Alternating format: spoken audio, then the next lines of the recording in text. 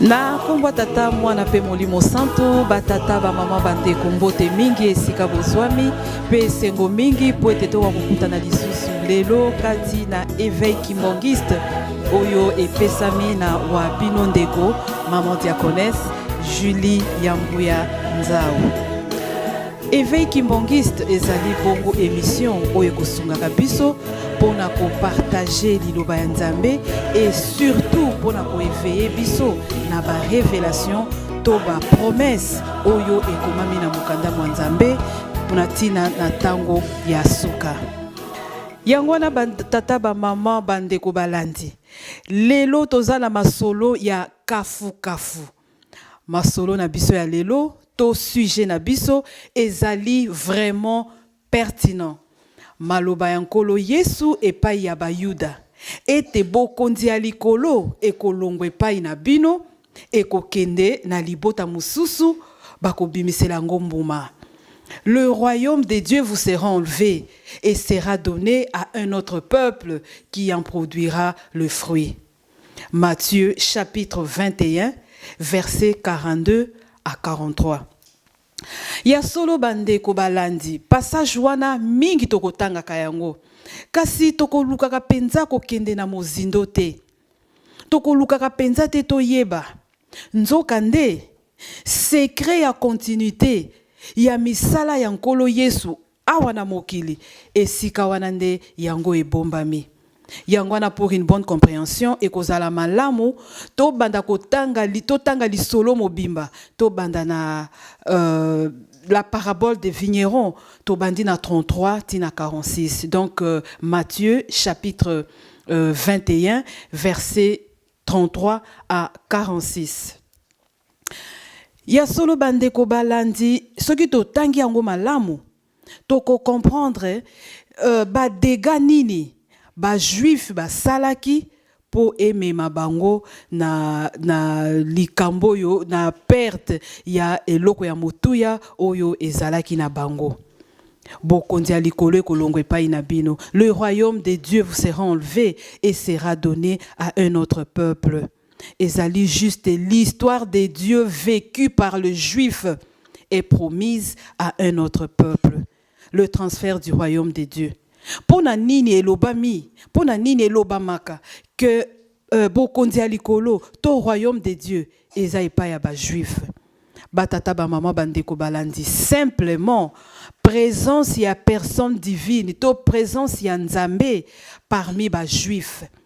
Jésus-Christ, le roi des Juifs. Matthieu chapitre 2 verset 2.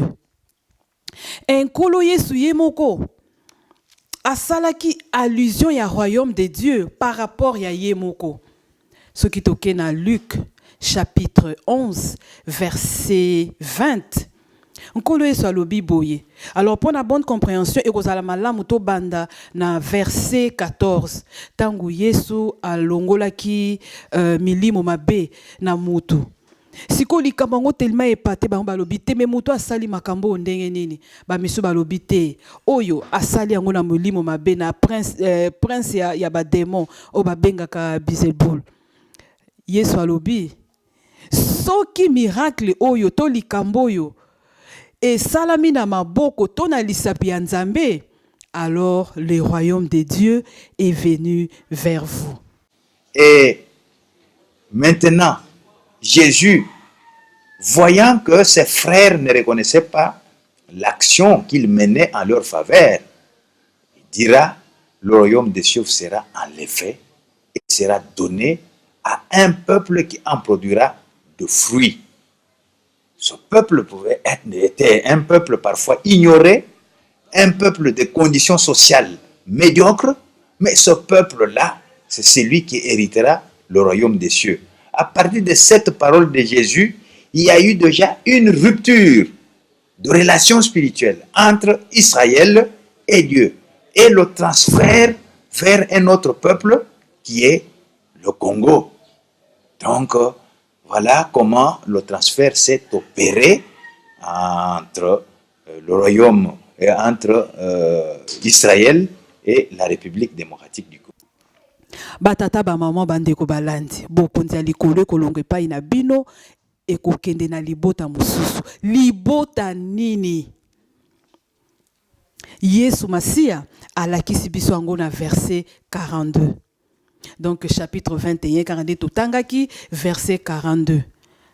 Alobi na bango libanga oyo etiolama, libanga oyo ebwakama, yango ekomi libanga principal. La pierre rejetée par les constructeurs est devenue l'angle principal, est devenue la pierre principale.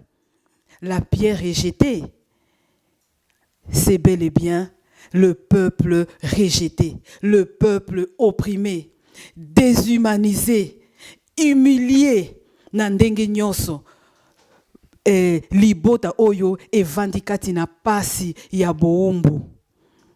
Yango wana nde esika wana oyo ezangi tina nde esika bokonzi ya likolo eza kokende. Changement des situations. Et tata Nzambe pe alakisaki likambo wana epai ya ba prophète na ye ya kala kala. Ndakisa prophète Ézéchiel. Ce qui toke na Ézéchiel chapitre 17 verset 24 ou du moins ko banana 22 ce que olingi. Et Nzambe alobi na biso likambo alakisi biso likambo wana. L'arbre élevé sera abaissé et l'arbre abaissé sera élevé. Et ce qui tokiti lisusu na 37 Ézéchiel chapitre 37 verset 1 à 14. Nzambe alakisi Ézéchiel vision ya peuple déshumanisé, mikwa ya pamba o ekauka elati poso, elati musuni, elati molimo bakomi bato.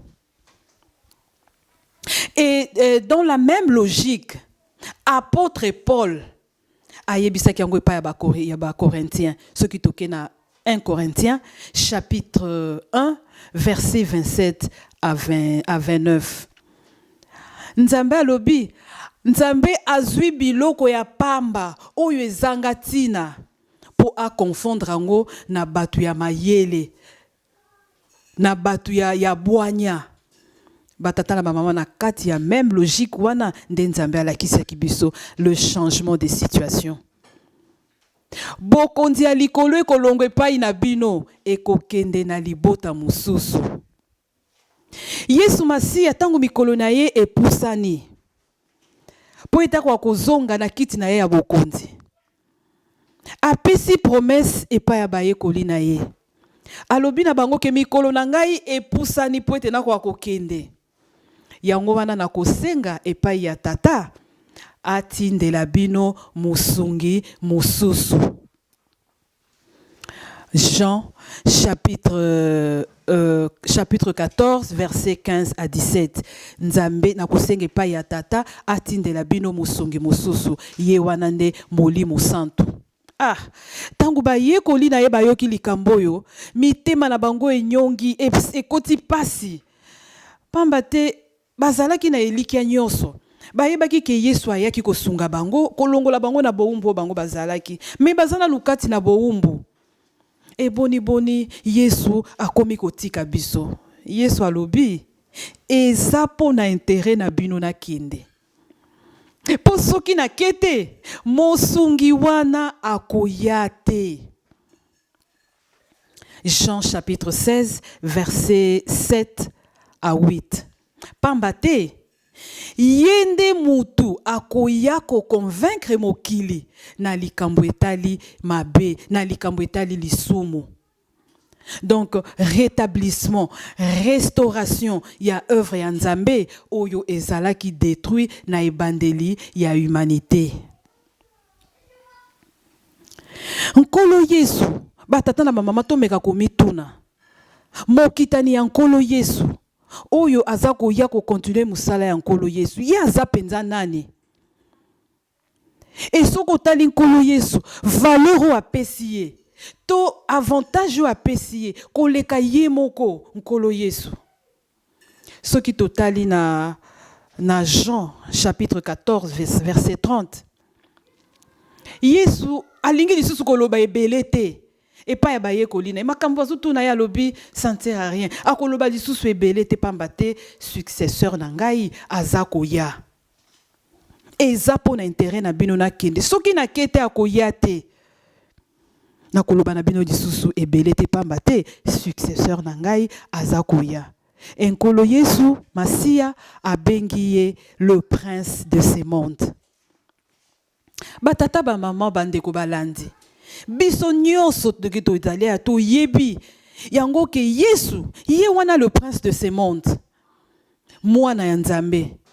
Mais lelo soki toye kotala na Jean 14 chapitre 30 même titre wana o ya Jésus yango wana apesi yango epai ya Molimo Santu le prince de ce monde. Bandeko balandi yango mutu lelo toyeba ete Molimo Santu oyo nkolo Yesu alakaki ye wana nde la troisième personne en Dieu moko kati na banzambe misato. Contrairement à ndenge tokaniselaka mingi bakanisaka que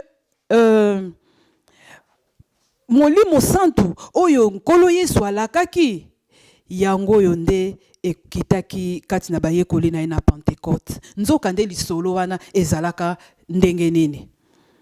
Yesu après liwana ye azongelaki bayekoli na ye. Alobi na bango boye. Bolongwa na Yerusalemi te.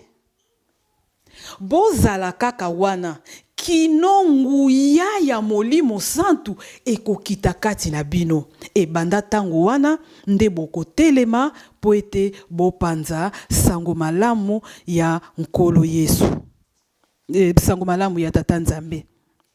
Banda tango wana nde batelemaki pe basalaki. Yango wana bandeko balandi. Molimo Santu oyo nkolo Yesu alakaki biso na Jean chapitre 14, chapitre 15 et puis chapitre 16 yango wana nde eko concrétiser to eko réaliser maloba ya nkolo Yesu na Matthieu chapitre 21 verset 42 à 43. Ete bokonzi ya likolo ekolongwe epai na bino ba juif ekokende na libota mosusu libota ya pasi libota o ya boumbu yango oyo eza représenter lelo na Afrique. Ésaïe chapitre 19 verset 19 à 20. Ésaïe alobi boye na mokolo wana na katikati ya Égypte, donc na centre ya Égypte, temple ekotongama pona Nzambe, pe libanga ekotelema pona honneur ya Nzambe. Yango na bandeko balandi avant ya ko continuer na basolo na biso, toko linga to éclaircir nano likambu moko avant ya ko continuer pona information na biso. Na tangu ya kala, Égypte et bandaki ko désigner l'Afrique. Pambatele tangu wana sub totali na Bible Afrique ezate. Alors Égypte o ya mboka na kala babengaki yango pays de Misraïm. Donc soki to zongi na maloba to na prophétie ya Esaïe alobi na mokolo wana na katikati ya Afrique ndaku ekotongama pona Nzambe pe libanga ekotelema na honneur ya Nzambe. Yango ekozala signe to témoignage que Nzambe ya bomoi azali na présent na Afrique. Tangu ba Africain bako ganga na kolela na se ya boumbu na kati na pasi, Nzambe akotindela bango mobikisi, un sauveur, un défenseur, oyo akoya kolongola bango na maboko ya banguna. Bandeko balandi, lelo yo totambusi misu bipai nyonso. totambusi makanisi bipai nyonso. Esika nini toyoki to tomoni makambu oyo esalami na Congo à la personne de Papa Simon Kimbangu. Papa Simon Kimbangu a se présenté dans 42 pays africains pour la indépendance ya Afrique. L'homme en pagne, ba témoignage ezwami na 42 pays oyo ayaki pour na kosunga bango na indépendance. Esaïe alobi ndaku ya Nzambe ekotongama. Na 1921, Papa Simon Kimbangu a pesi promesse. Alobi ete awa na RDC, na Nkamba, ndaku ya Nzambe ya munene ekotongama. Yango ekosangisa mabota manso kati na mokili mobimba. Bako ya kosanzola Nzambe awa. En 1921, l'Esprit du Seigneur, Simon Kimbangu, lui-même, prophétise l'érection de ce temple et annonce à ses contemporains qu'ils accueilleront des nations de la terre. C'est le Seigneur Jésus qui vous rassemblera, leur insista-t-il. Ya solo bandeko balandi. Avant temple wana etongama, to ezala concrétiser na biso batuto tonga. Makambu nini oyo emona na kato oyo esalamaka. Temple ezako apparaître, temple oyo toza nango lelo ezako apparaître na Nkamba. Ba colonisateur na biso basoda baza kotala na mosika soki bavandi tangu musuba moni temple euti likolo pan ekiti likolo ya ngomba kuna na Nkamba. Tangu mususu ebimi na ndenge ya se on dirait mati ndako mati etelemi. Alors epesaki ba colonisateur na biso moto pasi e balusaki bango etambusaki bango nzokande. Likambu nini o bango ba monaki pamba de tangu bango ba yaki ba colonisateur na biso bazalaki na banganga Nzambe, bazalaki na ba missionnaire protestant, bazalaki na ba missionnaire bazalaki na ba catholique ba mupe oyo babandaki kotambusa colonisation. Alors lokola ba yebi secret, ba yebi liloba ya Nzambe, ba yebi prophétie oye pesamaki eke sika bazalaki yango prophétie se pesamaki yango na bakoki kotika ngo eleka ndengo na te babundaki dango pa bate pesaki bango mutu pasi na pembeni ya Nkamba ba ekosala camp militaire ya monene musala ezalaki kaka ya ko bombarder ndako wana po ezala détruit pamba te ba yebaki nini oyo elingi esalama esika oyo. Na 1959 ndenge bokoyokaka manœuvre de Kimaza. Manœuvre de Kimaza bamindele babombaka sekele munene na esika wana. Olie balobake guerre de Kimaza me manœuvre de Kimaza. Guerre munene laki awa kana Kimaza awa. Na 59 ndenge toyoka ba obia makasi ebetaka na guerre yango nde yalaka kobetama baya komona boye.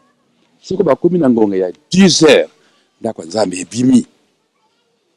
10 heures bazo beta masasi ndako zokuya te ba obia ndenge na ndenge bazo beta ezokuya te 12 heures